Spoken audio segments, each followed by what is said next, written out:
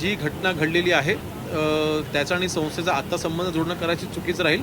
चौकशी होऊ द्या. चौकशी झाल्याच्या नंतर चौकशीच्या अंती जे कोणी दोषी असतील त्यांच्यावरती कारवाई होईल. पण अंधश्रद्धा निर्मूलन आपला इथे कायदा आहे आणि अशा परिस्थितीमध्ये राजकीय नेते जर त्यांच्याकडे जात असेल तरी तुम्हाला नाही बघा, दोन वेगळ्या गोष्टी आहेत. तर एकतर ॲस्ट्रॉलॉजिकल जे काय ते प्रॅक्टिस करत होते ते नियमबाह्य करत होते का हे पाहावं लागेल. हा वेगळा भाग राहिला.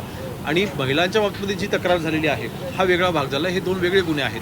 ह्या दोन वेगळ्या तक्रारी असतील तर त्या दृष्टीने ही चौकशी होईल. आणि परंतु मी पुन्हा सांगतोय, जर का चौकशीमध्ये ती व्यक्ती जर का दोषी आढळली तर नक्कीच त्याच्यावरती ही कारवाई होईल. आणि अंधश्रद्धा निर्मूलनाच्या बाबतीमध्ये बोलायचं झालं त्या दृष्टीने जर का त्याची कुठे डिग्री म्हणून किंवा जर का चुकीच्या पद्धतीने त्यांचा जर का त्यांनी उपयोग करून घेतलेला आहे त्या गोष्टींचा, नक्की त्याच्यावरती त्या दृष्टीने देखील कायद्याची कारवाई करण्यात येईल. कुठेतरी त्या महिला बळी पडल्या अशा प्रकारे देखील गोष्टी समोर येताना दिसत आहेत.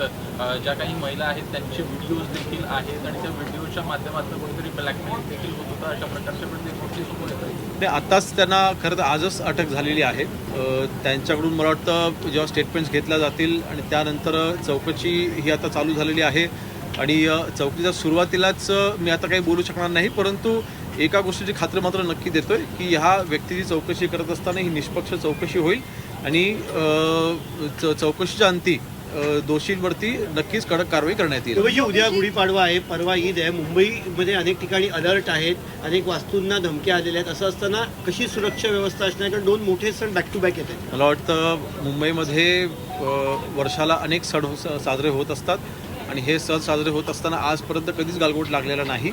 सुरक्षेच्या दृष्टीने ज्या काही उपाययोजना करायच्या आहेत, जी काळजी घ्यायची आहे ते मुंबई पोलिसांनी आजपर्यंत तत्परतेने घेतलेली आहे. ती गुढीपाडव्याच्या दिवशी आणि ईदीच्या दिवशी देखील घेतली जाईल. अजितदादा पवार संदर्भात रोहित पवारांनी काही प्रश्न उपस्थित केलेले आहेत. जय पवारांकडेही काही पुरावे आहेत आणि जय पवार जे पत्रकार परिषद घेत होते त्यांना थांबवावी लागली.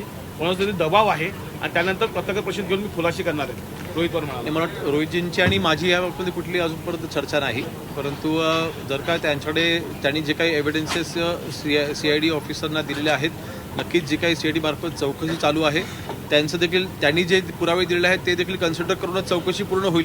आणि जोपर्यंत चौकशी पूर्ण होत नाही तोपर्यंत मला वाटतं कुठलंही स्टेटमेंट आमच्याकडून येणं हे चुकीचं राहील. पण चौकशी ही निष्पक्ष होते, ती योग्य दिशेने चौकशी ही जाते आणि चौकशीच्या अंती जर का कोणी दोषी आढळलं तर त्यांच्यावरती कारवाई देखील